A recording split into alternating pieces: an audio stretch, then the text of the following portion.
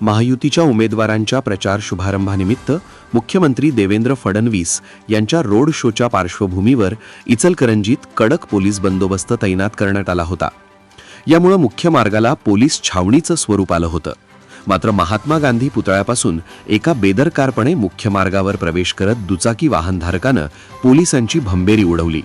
ठिकठिकाणी पोलिसांनी त्याला रोखण्याचा प्रयत्न करत चोप दिल्यानं शहरात चर्चा रंगली होती।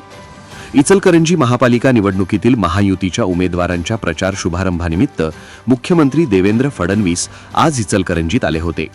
या पार्श्वभूमीवर सकाळपासून शहरात मोठा पोलीस बंदोबस्त तैनात करण्यात आला होता।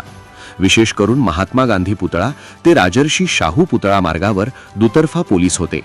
एकूणच या परिसराला पोलीस छावणीचं स्वरूप प्राप्त झालं होतं।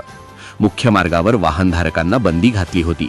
तरीही एका दुचाकीस्वारानं हे पोलिसांचं सुरक्षा कवच भेदत मुख्य मार्गावर प्रवेश केला। त्याला रोखण्यासाठी पोलिसांनी आटोकाट प्रयत्न केले।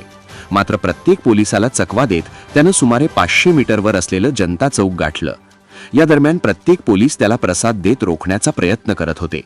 तरीही तो पोलिसांच्या हाती न लागल्यानं याची शहरात चर्चा रंगली आहे।